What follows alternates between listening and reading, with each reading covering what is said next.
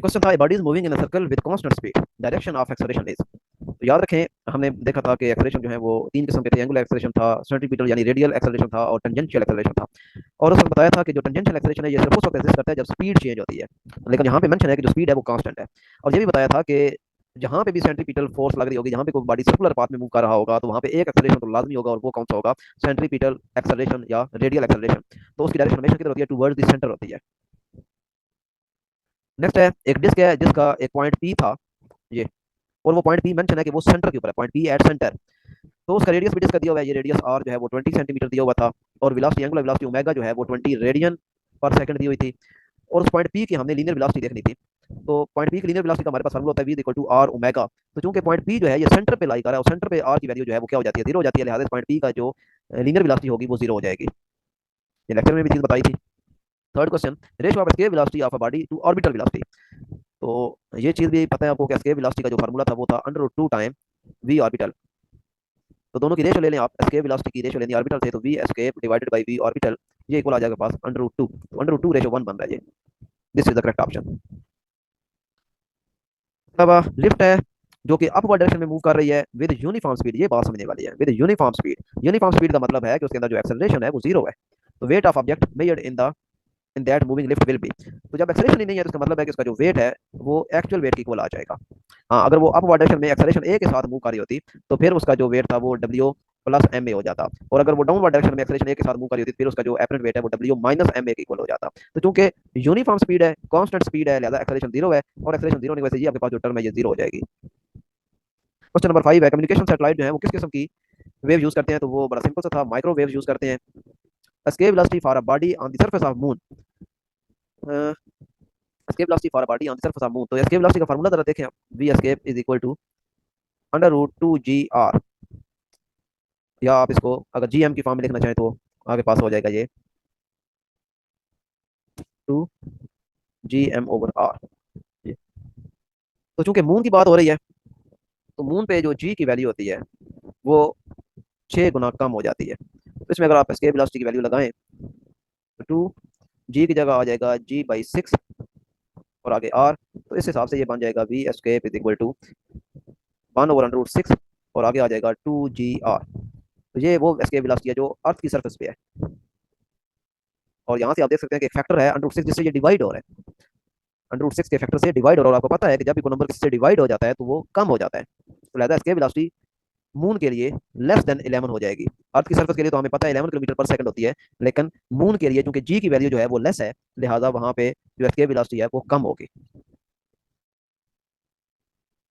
7 point, एक lift है जो कि डाउनवर्ड डायरेक्शन में मूव कर रही है, और उसका जो अपेरेंट वेट है, अपेरेंट वेट वो half of his apparent weight in the same lift moving upward with the same magnitude of the acceleration। Question थोड़ा समझ लें। apparent weight of a person in a lift moving downward, एक lift है जो downward direction में move कर रही है, उसमें जो पर्सन है उसका अपेरेंट वेट हाफ है his apparent wait in the same lift moving upward. तो पहले हम देखें अपवर्ड के लिए हमारे पास जो फार्मूला होता है अपेरेंट वेट का वो होता है T is equal to W plus M A. और डाउनवर्ड अगर लिफ्ट एक्सेलरेशन के साथ जा रही हो तो फिर उसका जो अपेरेंट वेट होता है वो T is equal to W minus M A. अब हमें जो क्वेश्चन में बताया गया वो ये है कि डाउनवर्ड का जो वेट अपेरेंट वेट है वो हाफ है अपवर्ड के लिए यानी ये वाला जो वेट है ये अपवर्ड का हाफ है। ठीक है, तो लिहाजा ये टी डी मैं इसका लिखता हूँ और यहाँ पे टी यू लिख देता हूँ, टी यू। तो जो टी डी है वो हाफ है टी अप का, ये बात हमें बताई गई है। अब आप इन दोनों की वैल्यूज लगा दें, टी डी की जगह आप डब्ल्यू माइनस एम ए लगाएं, one by two T up की जगह डब्ल्यू प्लस एम ए लगाएं। ये टू जो डिवाइड हो रहा है ये इधर आके मल्टीप्लाई हो जाएगा, और इस तरीके से हमारे पास बन जाएगा two time W minus M A is equal to W plus M A. Acceleration हमने फाइंड करना है लिफ्ट का, तो ये two time W minus two time M A is equal to W plus M A. तो ये W इधर आ जाएगा, तो टू डब्ल्यू माइनस डब्ल्यू सिर्फ डब्ल्यू रह जाएगा, और ये जो माइनस का टू एम ए ये राइट साइड पे आ जाएगा, इस तरीके से M A plus two M A होकर थ्री एम ए हो जाएगा। और डब्ल्यू इक्वल होता है एम जी के, एम एम आपस में कट जाएगा, और एक्सेलरेशन आ जाएगा जी बाई थ्री। यूनिट ऑफ टा ओमेगा। अब जिन्होंने कंसेप्ट मेरे सीखे हुए हैं, माइंड में बिठाए हुए हैं, वो यहाँ कंफ्यूज नहीं हुए होंगे, उन्होंने फौरी तौर पे ये जो रोटेशनल क्वांटिटीज दी हुई हैं इनको कन्वर्ट किया होगा लीनियर इनके एनालॉग में। तो टॉर्क का लीनियर जो एनालॉग होता है वो होता है फोर्स एफ, और ओमेगा का लीनियर होता है वेलोसिटी, और ये फोर्स इंटू वेलोसिटी आपको पता है पावर में आपने पढ़ा था, तो लिहाजा ये यूनिट पावर का आएगा वाट। तो इस तरीके से इन चीज़ों को आसान बनाया जाता है, बजाय इसके कि आप पहले टॉर्क का यूनिट देखेंगे पता नहीं क्या है, फिर ओमेगा का आप देखेंगे रेडियन पर सेकंड, तो वो आपको घुमा के रख देगा। आप इसका लीनियर में चले जाएं, टॉर्क का लीनियर एनालॉग है फोर्स, और एंगुलर वेलोसिटी का लीनियर एनालॉग है वेलोसिटी v, और आपको ये पता होना चाहिए कि ये फार्मूला किसका है, ये पावर का फार्मूला है, तो लिहाजा जो यूनिट पावर का होगा, यूनिट तो सेम ही रहते हैं, चाहे रोटेशनल क्वांटिटी है चाहे लीनियर क्वांटिटी है, यूनिट सेम रहते हैं, तो लिहाजा इसका यूनिट वाट होगा। नेक्स्ट है question number 9। A constant torque acting on a uniform circular wheel changes its angular momentum from 4L from L to 4L in 4 second magnitude of torque. तो ये भी आपको पता है कि जो टॉर्क होता है वो इक्वल होता है rate of change of angular momentum. तो चूंकि एंगुलर मोमेंटम आपका चेंज हुआ है 4L से 4L, यानी पहले L था फिर 4L, तो चेंज हमेशा फाइनल माइनस इनिशियल किया जाता है, तो 4L माइनस L, और ये टाइम लगा था 4 सेकंड, तो लिहाजा ये बन गया 3L/4। Two rotating bodies having masses m1 and m2 have same angular momentum, but their moment of inertia are such that I1 is greater than I2। दो बॉडीज हैं m1 m2, दोनों का एंगुलर मोमेंटम सेम है, लेकिन movement of inertia different है। Which body will have higher kinetic rotational kinetic energy. तो जो चीज गिवन उसी से स्टार्ट लेते हैं, वो कह रहा है सेम एंगुलर मोमेंटम है, यानी L1 is equal to L2 है, ये गिवन है, और साथ ये गिवन है कि I1 जो है वो ग्रेटर है I2 से। हमसे पूछा गया कि रोटेशनल काइनेटिक एनर्जी किसका ज्यादा है, क्या मैस वन का रोटेशनल काइनेटिक एनर्जी ज्यादा है या मैस टू का। तो जो चीज गिवन उसे स्टार्ट लेते हैं, तो L1 is equal to L2, L को मूवमेंट ऑफ इनर्शिया के फॉर्म में लिखें, क्योंकि जो इन्फॉर्मेशन दी होती है उन्हीं को ही यूज करना होता है। तो L1 आ जाएगा I1 omega 1 is equal to L2 की जगह आ जाएगा I2 ओमेगा 2। अब लिखें जी ओमेगा, ये ओमेगा 2 है, तो ये I1 डिवाइडेड बाई I2 करें is equal to omega 2 by omega 1। अब ये ऊपर गिवन हमें कि I1 जो है वो ग्रेटर है I2 से, तो लिहाजा न्यूमिनेटर में जब कोई नंबर बड़ा होता है और डिनोमिनेटर में नंबर छोटा है, तो आंसर हमेशा ग्रेटर देन 1 आता है। जैसे कि 5 डिवाइडेड बाई आप 3 करेंगे तो आपका आंसर जो है वो ग्रेटर देन 1 आएगा। लिहाजा ये I1 और I2 जो है, क्योंकि आपको मेंशन है कि ग्रेटर देन 1 है, I1 ग्रेटर देन I2 है, लिहाजा इन दोनों का जो डिवीजन के बाद आंसर आएगा वो ग्रेटर देन 1 आएगा। तो यहाँ से आप कंक्लूड कर सकते हैं कि जो ओमेगा 2 है वो ग्रेटर देन है ओमेगा 1 से। तो ये चीज संभाल के रख लें। अब आते हैं अपने असल चीज की तरफ, रोटेशनल काइनेटिक एनर्जी की तरफ। तो रोटेशनल काइनेटिक एनर्जी का फार्मूला है rotational kinetic energy 1/2 I1 omega 1 का स्क्वायर, और दूसरे के लिए आ जाएगा काइनेटिक एनर्जी रोटेशनल, ये R1 हो जाएगा, यहाँ पे R2 हो जाएगा, 1/2 I2 और ओमेगा 2 का स्क्वायर। अब चेक ये करना है कि किस बॉडी की रोटेशनल काइनेटिक एनर्जी ज्यादा है, 1 की ज्यादा है या 2 की ज्यादा है। तो हम इनका आपस में रेशो ले लेते हैं, रेशो लेके बाद चेक कर लेंगे। तो मैं अभी आपके सामने रेशो लेता हूँ दोनों की। ये मैंने काइनेटिक एनर्जी रोटेशनल, ये 1 को मैंने ऊपर रखा और डिवाइड कर दिया, सॉरी, काइनेटिक एनर्जी 2 से। तो 1/2 मैं नहीं लिखने लगा, मैं ये पहले भी आपको बताता हूँ कि 1/2 का फैक्टर जो है ये कट जाना है, अपने लिए आसानियां पैदा किया करें। I1 ओमेगा 1 का square divided by I2 omega 2 का स्क्वायर। अब I1 डिवाइडेड बाई I2 ये हमें पहले ही पता है कि ये ग्रेटर देन 1 फैक्टर है।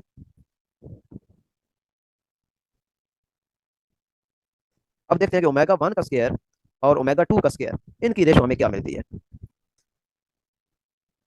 ओमेगा 1 का स्क्वायर डिवाइडेड बाई ओमेगा 2 का स्क्वायर, ये जो चीज थी हमारे पास, ओमेगा 2 जो था ये ग्रेटर आ रहा था ओमेगा 1 से, और जब स्केयर लेंगे तो ये मजीद ग्रेटर हो जाएगा। जैसा कि आपको पता है कि 5 ग्रेटर होता है 2 से, जब स्केयर लेंगे यानी ओमेगा 2 का भी स्केयर लें ओमेगा 1 का भी स्केयर लें, तो ये हो जाएगा 25 ग्रेटर देन 4। तो ये देखिए अब फर्क ज्यादा बढ़ गया, पहले ये 5 और 2 आपस में करीब करीब थे, यानी 5 बड़ा है 2 से, सिर्फ 3 नंबर का डिफरेंस था, लेकिन स्केयर लेने के बाद जब देखें तो और बड़ा हो गया, बहुत ज्यादा फर्क बन गया। सिमिलरली यहाँ पे भी देखें कि I1 का स्केयर और आई सॉरी ओमेगा 1 का स्केयर डिवाइडेड बाई ओमेगा 2 का स्केयर है, और हमारे पास जो गिवन है वो है ओमेगा 2 का, ओमेगा 2 जो है वो ग्रेटर है ओमेगा 1 से, यानी कि जो डिनोमिनेटर में क्वांटिटी है वो बड़ी है और जो न्यूमिनेटर में क्वांटिटी है वो छोटी है।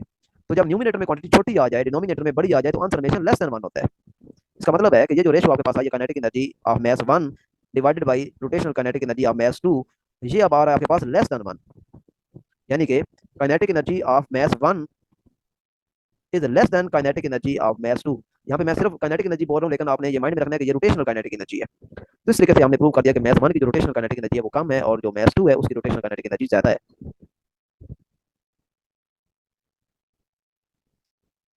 लिहाजा इसका जो करेक्ट ऑप्शन है वो मास 2 है।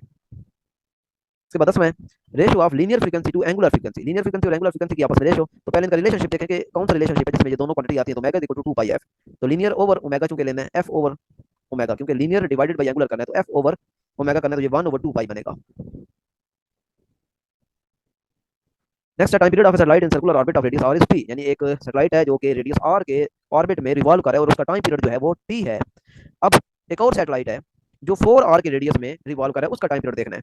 तो ये आपके पास है G T square is equal to 4 pi square over G M R cube. इस सारी चीज़ की जरूरत ही नहीं क्योंकि ये कांस्टेंट टर्म होती है। ठीक है, इसको इग्नोर करें। यही वो तरीकेकार होते हैं जो पेपर में आपने फॉलो करने होते हैं और आपके लिए चीज़ें आसान हो जाती है, तो लिहाजा इस सारे को आप खत्म कर दें। अब आपका जो कंसर्न है वो इस चीज़ के साथ है, T square proportional to R cube. तो जब तक उसका रेडियस आर था उस वक्त तक तो टाइम पीरियड टी है। जब रेडियस 4 आर हो गया तो हमने टाइम पीरियड देखना है। तो नया टाइम पीरियड हम टी प्राइम कर लेते हैं, टी प्राइम ये अब हमने फाइंड करना है। तो इसी फार्मूले के मुताबिक टी प्राइम का स्क्वायर इक्वल टू आर की जगह हम 4 आर लगा देते हैं, 4 आर का क्यूब। तो टी प्राइम का स्क्वायर प्रोपोर्शनल टू 4 का क्यूब लेंगे तो 4 4 आर 16, 16 4 आर 64 आर क्यूब। और चूंकि हमें तो टी प्राइम चाहिए तो आप स्क्वायर ले लें, दोनों साइडों पे स्क्वायर रूट ले लें, बल्कि इधर भी और इधर भी। तो ये आपके पास आंसर आ जाएगा टी प्राइम प्रोपोर्शनल टू 64 का जो स्क्वायर रूट आता है वो 8 आता है आर क्यूब। अब दोनों तरफ स्क्वायर दोबारा लें तो टी प्राइम प्रोपोर्शनल आ जाएगा 8 आर क्यूब।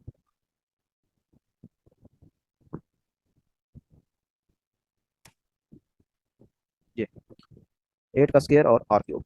तो यहाँ से आप देख सकते हैं कि अब आपका जो टाइम पीरियड टी है उसमें एक जो टर्म एक्स्ट्रा इन्वॉल्व हो रही है वो 8 की टर्म इन्वॉल्व हो रही है। तो टी प्राइम जो है वो इक्वल टू 8 टी है। ये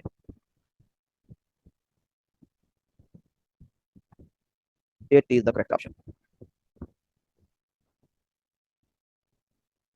An artificial satellite moving in the circular orbit around the Earth has the total energy यानी kinetic energy और potential energy का जो सम है वो है माइनस ई नॉट।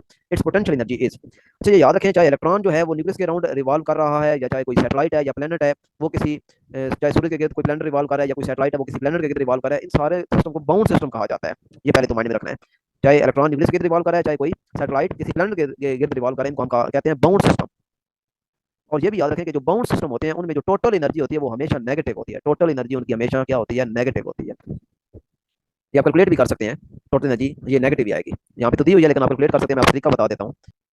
तो जो भी इस तरह के सिस्टम होते हैं, जिस तरह इलेक्ट्रॉन रिवॉल्व कर रहा है न्यूक्लियस के अराउंड, या कोई सैटेलाइट है वो किसी प्लेनेट के रिवॉल्व कर रहा है, या कोई प्लेनेट है वो किसी सन के अराउंड रिवॉल्व कर रहा है, इस तरह के सिस्टम को हम बाउंड सिस्टम कहते हैं। और बाउंड सिस्टम की जो टोटल एनर्जी होती है वो क्या होती है, हमेशा नेगेटिव होती है। और इसके अलावा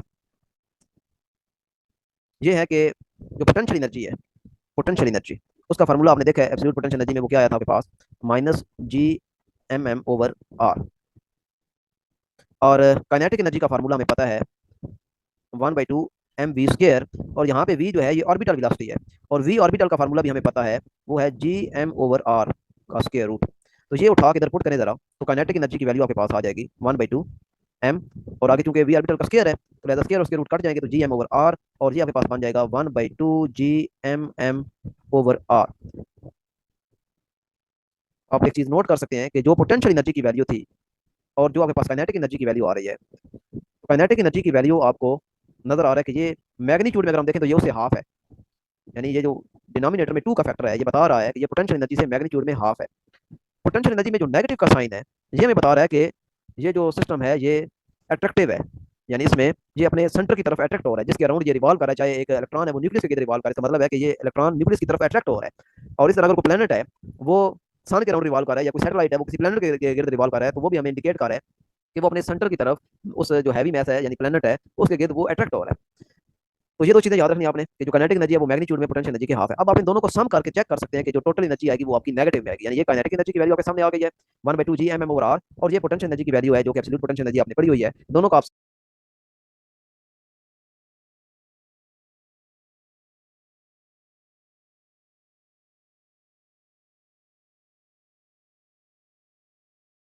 सम करें, ये आपकी असाइनमेंट भी है। चेक कीजिएगा कि ये नेगेटिव आती है या नहीं आती। और इसके अलावा जो काइनेटिक एनर्जी होती है वो इक्वल होती है 2 टाइम ऑफ पोटेंशियल एनर्जी के, या आप लिख सकते हैं potential energy is equal to,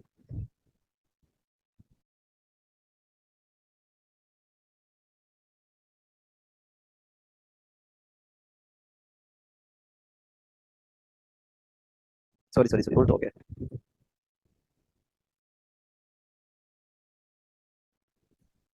या आप लिख सकते हैं कि जो पोटेंशियल एनर्जी होती है वो डबल होती है काइनेटिक एनर्जी के।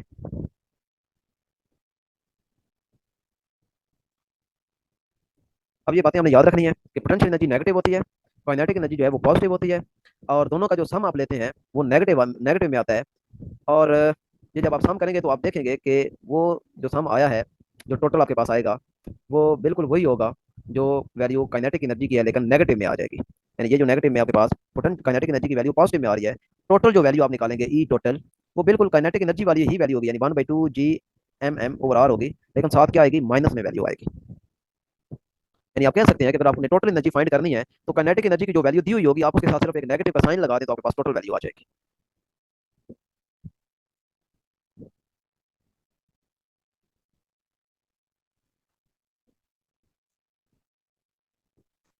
पोटेंशियल एनर्जी की वैल्यू हमें देखनी है, तो पोटेंशियल एनर्जी की वैल्यू जो होगी वो आएगी -2 टाइम E0।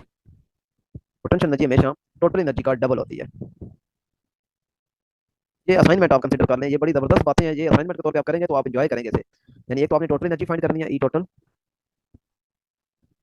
काइनेटिक एनर्जी की वैल्यू आपको मैंने बता दी है, काइनेटिक एनर्जी की वैल्यू भी आपको गिवन है, पोटेंशियल एनर्जी की आपको वैल्यू गिवन है, दोनों को ऐड करेंगे तो ई टोटल आ जाएगी। फिर आपने रिलेशनशिप देखना है कि काइनेटिक एनर्जी का और पोटेंशियल एनर्जी का आपस में क्या रिलेशनशिप है, तो आपने ये देखना है। दूसरा आपने ये देखना है कि जो टोटल एनर्जी है उसका काइनेटिक एनर्जी के साथ क्या रिलेशनशिप है, और तीसरा आपने ये देखना है कि जो टोटल एनर्जी है इसका पोटेंशियल एनर्जी के साथ क्या रिलेशनशिप है। ये आपने चार काम करने हैं। टोटल एनर्जी भी फाइंड करनी है, और फिर काइनेटिक और पोटेंशियल का आपस में रिलेशनशिप देखना है, टोटल एनर्जी का काइनेटिक के साथ, टोटल एनर्जी का पोटेंशियल एनर्जी के साथ रिलेशनशिप देखना है। ये आपको बड़ा हेल्प देगा कि सिंपली आपके पास जब टोटल एनर्जी होगी तो जब ये रिलेशनशिप आपको पता होगी तो आप आसानी के साथ बगैर कैलकुलेट किए आप पोटेंशियल एनर्जी फाइंड कर लेंगे। सिमिलरली अगर आपके पास काइनेटिक एनर्जी गिवन होगी तो आप पोटेंशियल एनर्जी फाइंड कर लेंगे, क्योंकि आपके पास रिलेशनशिप आपके पास ऑलरेडी गिवन होगा। ये होल्ड करेगा इलेक्ट्रॉन के लिए भी और satellite revolving around the planet के लिए भी। तो ये चार असाइनमेंट्स आपकी ये आपने लाजमी करनी है। Period of satellite in circular orbit around a planet is independent of. Period of satellite जो है वो किस चीज पे डिपेंड नहीं करता। तो टाइम पीरियड का फार्मूला T² = 4 π² /gm। अच्छा ये मुझे नहीं पता, ये मैं सीधा लिख रहा हूँ या उल्टा लिख रहा हूँ, ये मैं इसमें कंफ्यूज हूँ। आई डोंट नो कि 4 π² जो है वो न्यूमिनेटर में आता है या 4 π² डिनोमिनेटर में आता है, ये मैं कंफ्यूज हूँ, आप चेक कर लीजिएगा। लेकिन हमारा जो कंसर्न है वो इस चीज़ के साथ है कि ये टाइम पीरियड आप देख सकते हैं कि किस चीज़ पे डिपेंड कर रहा है। एक तो मैस ऑफ द प्लेनेट, ठीक है, और दूसरा रेडियस ऑफ द ऑर्बिट, दो चीज़ों पे डिपेंड कर रहा है। तो मैस भी आ गया, ये तो इस पे तो डिपेंड कर रहा है, और रेडियस है इस पे भी डिपेंड कर रहा है। जब से हमसे सवाल पूछा गया कि इंडिपेंडेंट किस पे है, तो वो किस पे आ रहा है, वो मैस ऑफ सैटेलाइट, तो लिहाजा mass of satellite is the right option. 15 question. The orbital velocity of an artificial satellite in the circular orbit just above earth surface is v0। एक सैटेलाइट है जो just above the surface of earth revolve कर, उसकी orbital velocity v0 है, और एक और satellite है जो 3r डिस्टेंस पे है, तो उसकी ऑर्बिटल वेलोसिटी क्या होगी। तो इसके लिए भी फार्मूला आपने जो यूज करना है वो ऑर्बिटल वेलोसिटी का, वी ऑर्बिटल, वो है Gm/r, या इसे आप लिख सकते हैं Gr। तो चूंकि 3r रेडियस पे जब आप जमीन की सरफेस से 3 रेडियस के बराबर आप फासले पे चले जाते हैं, तो वहाँ पे जो g की वैल्यू होती है वो आपको पता होना चाहिए 16 गुना कम हो जाती है। तो लिहाजा उसके लिए जो वी ऑर्बिटल आएगा वो g/16 पुट कर दें, तो ये आ जाएगा Gr√1/4 बाहर आ जाएगा, यानी 4 गुना जो है वो वी ऑर्बिटल उसकी जो है वो कम हो जाएगी। तो यहाँ पे कोई ऐसा ऑप्शन है, ऐसा ऑप्शन यहाँ पे नहीं है। इसी को अज्यूम करें कि ये v0/4 लिखा हुआ है।